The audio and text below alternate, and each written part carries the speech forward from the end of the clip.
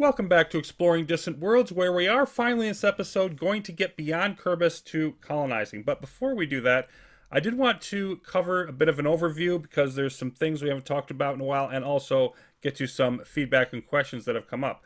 So if we look at our galaxy map down here, or G hotkey, I have it set to explored systems, and we can see by the yellow dots here that we have explored, okay, maybe 20% of the galaxy. There's a new empire over here that we haven't talked about yet. We'll get to them. But we can see, I like the pictures down here. If you click on different systems, different bodies, you will get various different items in there. And we go back to Kerbis and we can, for example, just click on different planets and moons, and we will see all kinds of different activity there. Now, the arrows here confused me at first. It seemed logical to me that they would be used to, go through all the different items in explored systems, but that's actually not what they are, or in whatever you selected. It only goes through the items that you've actually clicked on in this display. So that just sort of is strange to me. And then if you click go to selected, well, it'll pan the map to that point, but it doesn't actually zoom in so you can actually see that thing if you're zoomed out like this. So that's a little weird to me. Now over here, the blue empire on the left, though, this is Kaidania. And we are looking at the Kaidania Paradise. They are Securans. They want to have the happiest population in the galaxy. Well, they do have that. They want the most resort bases, but we've sort of choked them out of that one for now. They want agreements, much as we do, and they want to earn the most tourist income. Again, we are keeping them off of that. So we're kind of holding them down overall. But if we look at their situation here, they definitely have the highest population. So it's the first time that somebody's outstripped us in that territory. Only Utrantu Collective has expanded so far, thankfully. We still have a higher economy than the Kaidania do, but they're way ahead the rest of the competition. Strategic value, they're almost even with us. And then military, they're next behind us, although we're kind of crushing everybody there. And you can see Kaidania 2. It's the only other planet that one of the other empires has above 100% development. And you can see the GDP, etc., about almost 2 million higher population than we have. So they definitely appear to be the most powerful empire that we've faced so far. And so we're going to do some switching around here. We currently have our ambassador to the Keterov domain. Now, the Keterov domain are the lower one over there on the left, but they're very weak militarily, and we already have a trade agreement with them. So I don't really need to improve relations with them so much. I'm going to transfer you to Kaidania and have you start working with them. And you can see, the amount of time it's going to take, several months due to the distances involved. Now, I thought about utilizing the intelligence agents. I don't want to be just passive with them. I'm going to be using them later. But I definitely want Yusan McCordy here, even though it has low counter-espionage. Hopefully that'll improve sometime. And I'm really utilizing the inspiring presence to boost everybody's traits. Then Isaf Sarabi, with the concealment skill being the one excellent ability that they have, that's really going to be best for deep cover, and I don't know who I'd want to use deep cover on at this stage. I don't know who I might go into war with, so I'm just going to keep Sarabi around and keep getting that bonus to their skills from hanging out, doing counter intel, and benefiting from McCorda's inspiring presence. But I do want to keep an eye on perhaps utilizing them more in the future. Now, if we then take a look at our resources, we are sitting on an increasing stash. Hydrogen, Castellan, helium, Tideros, which is near a lot of our luxury resources. That's why we have that many sources of that. Steel is slowing down how far it increases or how quickly it increases, but it's still going up. Might want more steel soon. But mostly, all these that are up to above about 50k, I would say, at this point in the game, are not a concern at all. Now, Necrostone, we're going to get some more of that from Ikkuro, which we're going to colonize very shortly. But, chromium, carbon fiber, polymer, silicon, there's still several of the strategic resources that we may want to grab more when we can. And the luxuries, we're definitely still looking for anything we can get because none of them are even up to 10k. Now, we do have 10 of them coming in, but only 10. There's one more place in Dreyfus, which we just, of course, cleaned out last time, that we can actually get built up on. But we are busy with all of our construction ships at the moment. One of them is going to head down here where I have some ships allocated because they're going to try to establish a base on the planet here that's got the Zentavia fluid, and we've got others repairing frigates and retrofitting, and so we have to free them up before we can do this. Now, it's worth noting in here that we've got some different items going on. We've got, okay, this is Venomous Confederacy, or Lone Pirates rather, excuse me. There's a Venomous Confederacy ship over here. There's more Lone Pirates here. We know about them. The Sinister Salvage is interesting because they are the most powerful pirate faction, first of all. And the other aspect to that is we don't know where their base is. And that's concerning as well. Basically, it means that they have gotten so strong that they're able to range far and wide with extra ships and harass people. Because we have, okay, right here is what? The Savage Council. They're weak, they're nearby.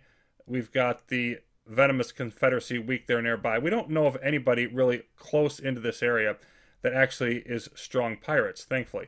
Now, moderate strength, the Libya exports over here, and also, you know, the Lone Pirates over this way, and the Savage Sun Network this way. But where are they even coming from? It's got to be quite a long ways away.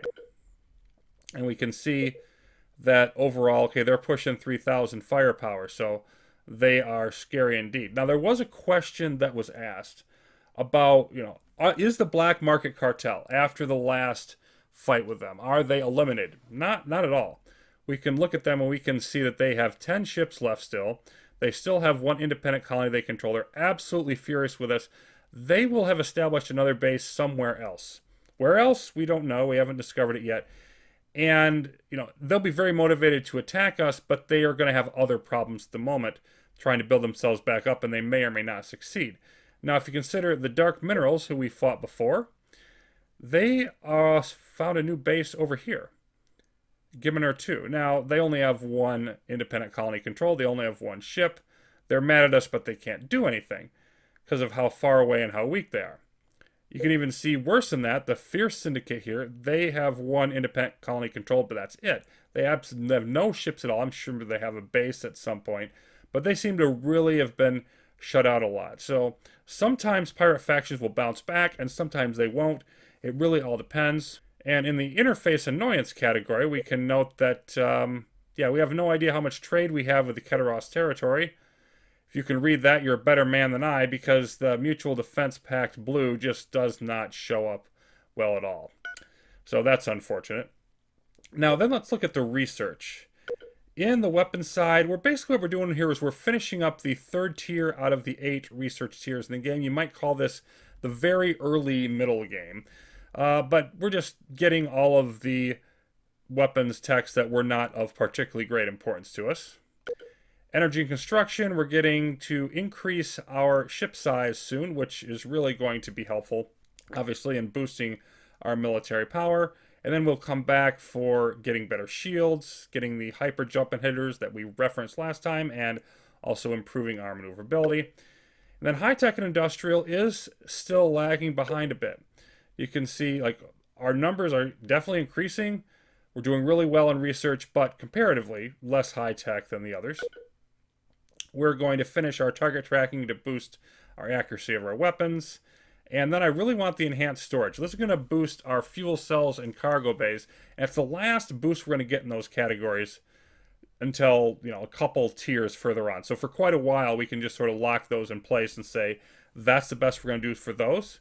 And then we're going to move on to the Rusan Tech installation. You can see the cost there, and that'll boost our high-tech research and wanting to get wonders before the other empires do, but also picking up the category that we have that's the most lagging. Coordinated control will reduce our maintenance costs, and then we will probably by that point want to grab marshy swamp colonization. So that's our plan that's going forward there. Once again, even in a period really of quiet, there's so many things to keep our eyes on. So back to the current situation, split up our fleet effectively 3 ways. A large section of in Boothwell security, some in Kerbis, some in Ikkuro. I have refueled a bunch of ships and sent them out, but I'm also sending a few over here to Dinaskar to capture this mining station. Partly because, hey, silicon is good, I want silicon, but Also, partly because we have a luxury resource mining station in this system, and I don't want the Sinister Salvage's attention drawn to it, so we're going to capture the one that they have. So over to Ikkuro, where our colonization ship has just recently arrived and is going to slowly make its way to the planet. We want to notice that, see this probable, which means you can fail actually colonizing an independent colony, and the more hostile the population, the more likely that is. It's extremely unlikely that we will fail in this particular case, but it's worth noting, because if this is just an empty ball of rock, we're automatically going to succeed unopposed and take the planet, but you only get the starting 30 million that you have our current tech level from your colony ship, whereas, of course, here we're going to take advantage of the existing population if they accept us. If you're going after planets with more hostile populations, military is probably a better choice, because you will quite often fail, and the expense of losing a colony ship that way is not something you're going to get back anytime soon. So let's just go ahead and check out our latest interruptions.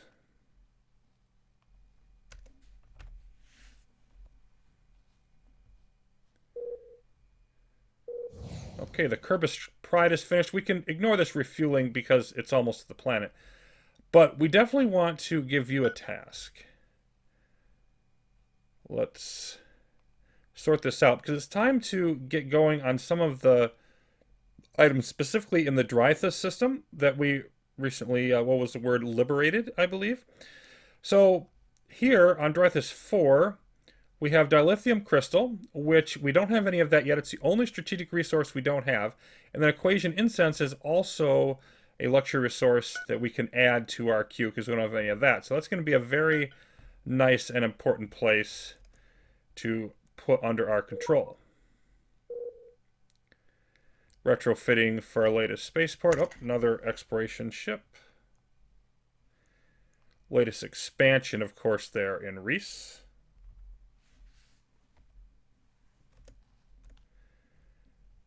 And we are just about here.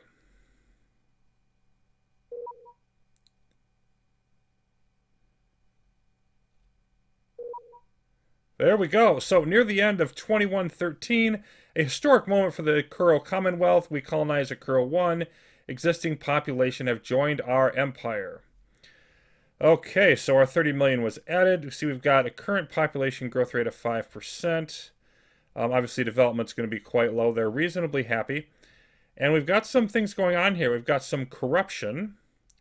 I've got a few troops here, and we have... what's that facility? Well, let's go ahead and check the details here. First of all, we're going to want to zero out our taxes.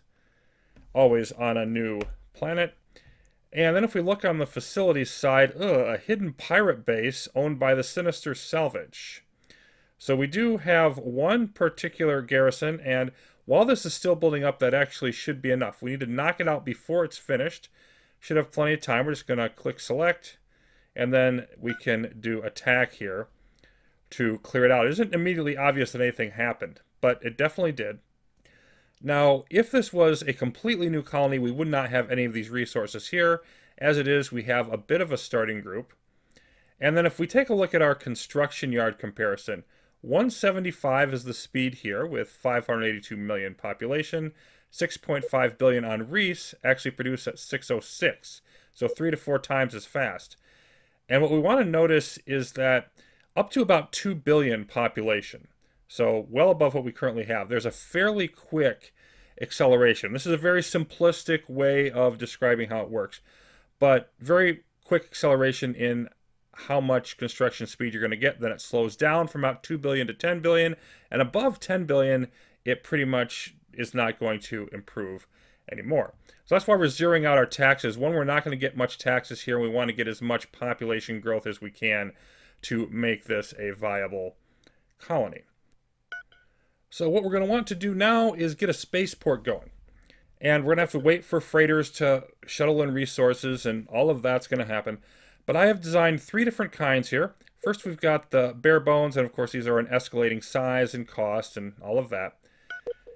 Which, this is just your basic, I need a spaceport functional up. Just the minimum that it needs to do.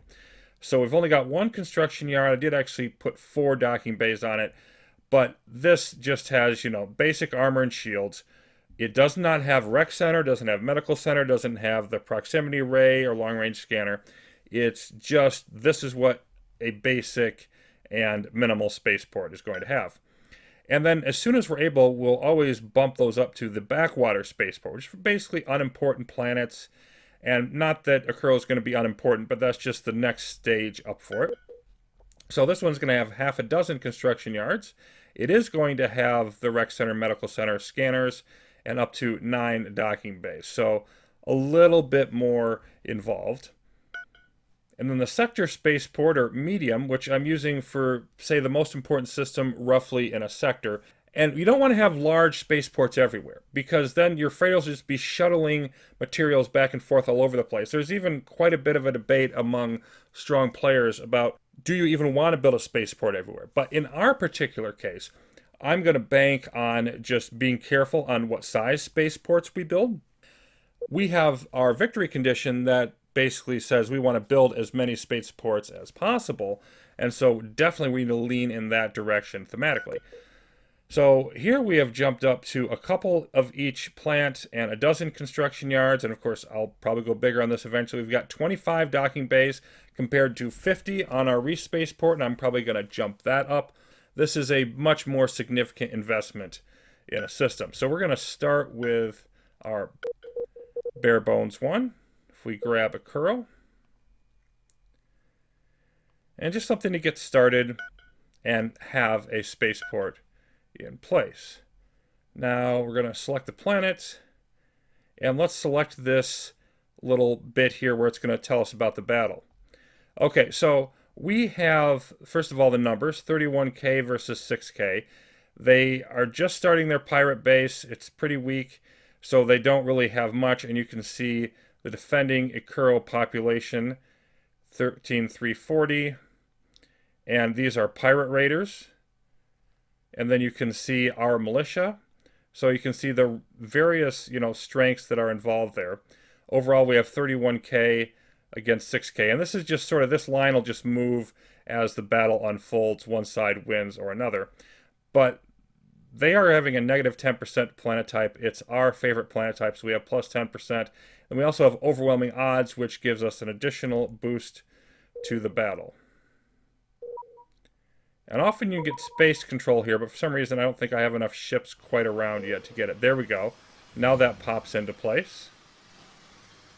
And you can see, the numbers continuing to progress. So that's how ground combat plays out. Just get that little animation of how everything's going.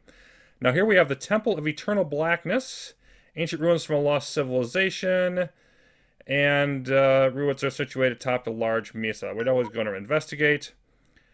The Way of Darkness. Now this is similar to the Way of the Ancients in terms of being an advanced secret government type, but it's not quite as good. A cruel form of government followed by an evil empire that once dominated the galaxy thousands of years ago. What happened to them is not stated. Again, more, nebulous hints that are being thrown our way. So we will get to that in a bit, but right now let's see how this battle transpires. And you see we are losing some troops, but they're going to lose a lot more than we are, and this will not take very long to finish up. Oh, we've got a deserted ship there as well. Ooh, the colony ship, millions of Tikans. Slightly backward rodent race, industrious miners. We could disassemble this, or we could use it. And the thing about it is, these are typically going to be able to colonize different areas than we can. So this would be a really good opportunity for us, potentially. I don't think I'm going to disassemble this. I think this one I'm probably definitely going to want to use.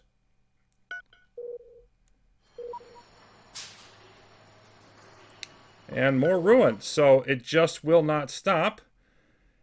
Empire-wide happiness bonus of 10% if we can colonize that area. So all kinds of interesting things happening.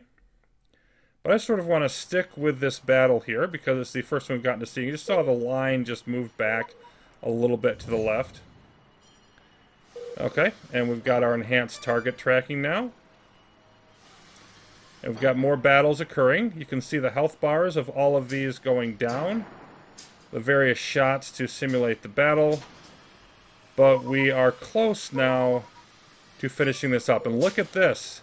The lone pirates have canceled their protection arrangement with us. We can come back to that battle at any point. I want to catch up on a few other things here. But we are having battles occur now.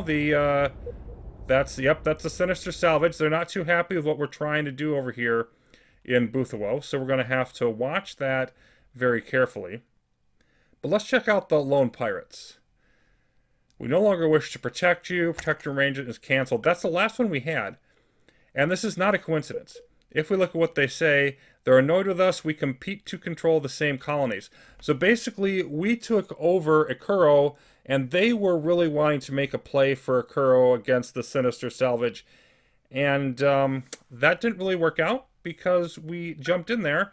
And so now they're no longer happy with us. Oh, what a shame. Back then to the battle on Ikkuro 1. And as this continues, I want to get into a little bit more of how pirates behave. Like, what are they getting out of all this? Well, their first stage was really trying to take advantage of a colony. They can, sell minerals that they've mined and all of that. But they're going to hang around with a bunch of ships by the colony, and then they're going to conduct some raids if it's undefended. And that gives them more control of the colony, meaning they can siphon more of the economy off for their use, and not for the use of the people that live there. Oh, we just won here. Excellent. So the next step for them after that, when they get to 50% control, they can build a hidden pirate base, which we've just eradicated, the one they were in prior of building. And that will allow them to maintain that 50% level, even with no ships going on, no raiding. They can send off their military somewhere else. Then if they get up to 100%, they can build a pirate fortress, which is just basically a more opposing and dangerous version of the same thing. And again, maintain that 100% control without the support of their fleet. And then the final step is a criminal network, which is basically a pirate wonder.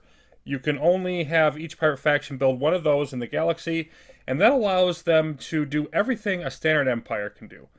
100% complete, full ability to use that planet like anybody else would. They can conduct research, they can send out colony ships, and join the galactic community rather than the empires gradually going stronger and squeezing them out. So we could still have had this colony and left that pirate base in place, but we would not have been able to really make the most out of it as long as they're around. They're going to be a constant drain. So we can see that our corruption went down from 9% to 5%.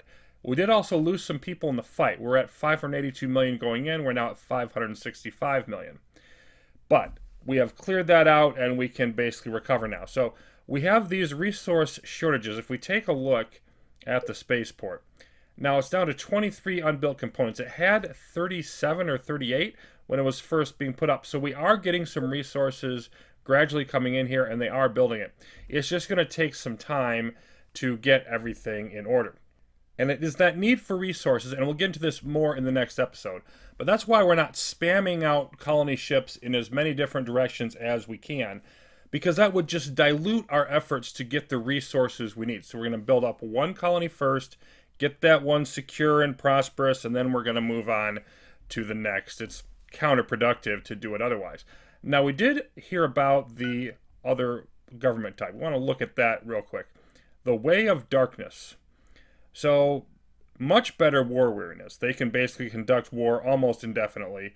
Lowered maintenance costs, but they don't get the approval bonus that we get. Their growth rate bonus isn't quite as good. Research bonus isn't as good.